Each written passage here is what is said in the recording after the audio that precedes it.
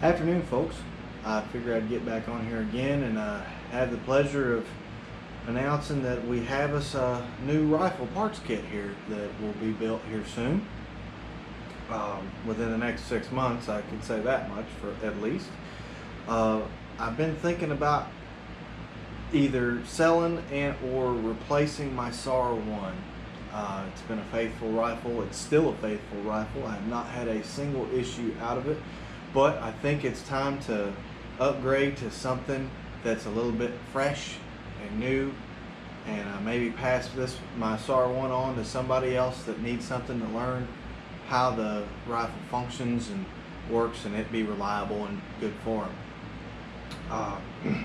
But that being said, if just like with the rest of the economy, if I don't get what I want for it, it'll go back in the safe. So anyway, I've also posted up my other one here, my underfolder, but people don't want to pay what it's worth, so it is what it is. So that one will probably go back in the safe too, because that one means a lot more to me than some of my other firearms. Anyway, let's get into this one. I picked this parts kit up off of AK Files. I know I am not a very well liked individual on AK Files. That's okay, but I got it for a reasonable price. I paid $4.75 plus shipping. I've seen other parts kits with barrel going for $5.75. I honestly, looking at the condition of the parts kit, and I'll go ahead and take all this out, looks like it was barely shot. Like, there's barely any wear on the bolt. I mean, and if it is, it can't be over a couple thousand rounds, if that. So the only major issues that I've seen on this parts kit was obviously the front sight is canted, and the rear sight leaf looks bent if you look at it from this angle. Other than that, those are all issues that can be easily fixed. The bore literally looks mint. The lands and grooves are clearly visible. The chrome lining is still shiny like it's brand new. There is a crack in the lower handguard.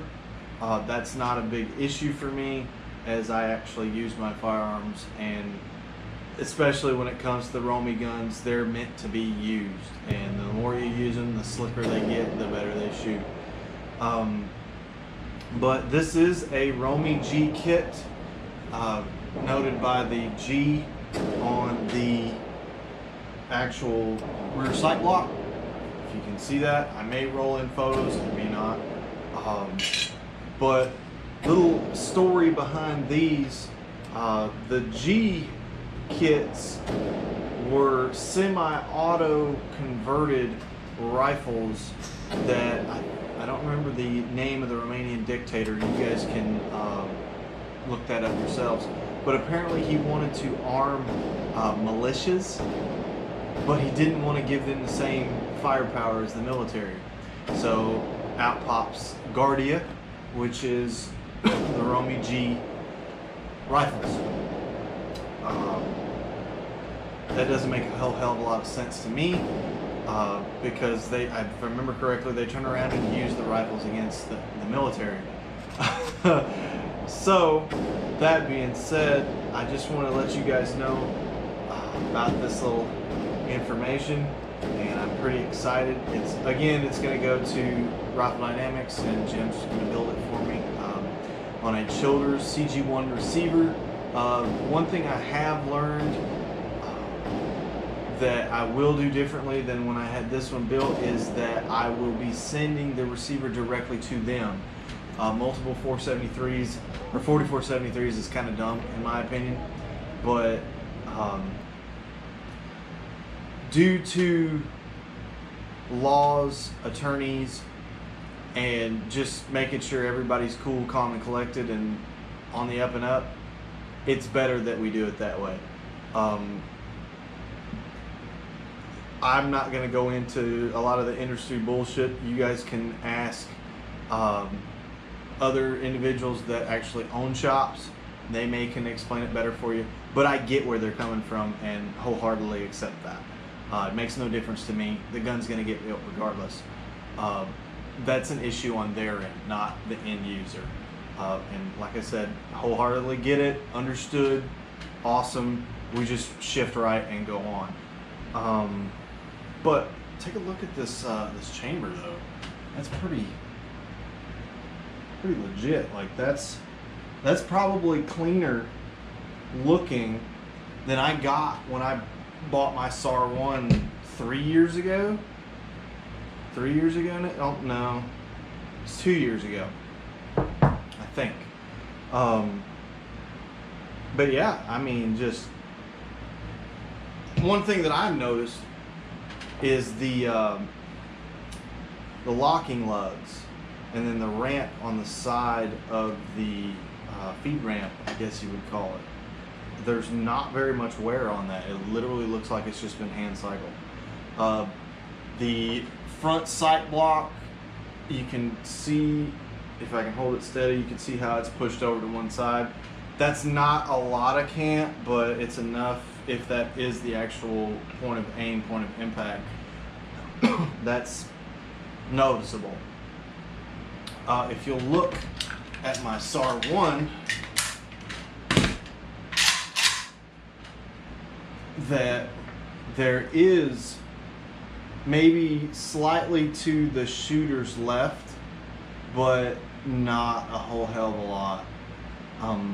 But that being said, this gun is still just buttery smooth, and that's from thousands of rounds put by me and the previous owner.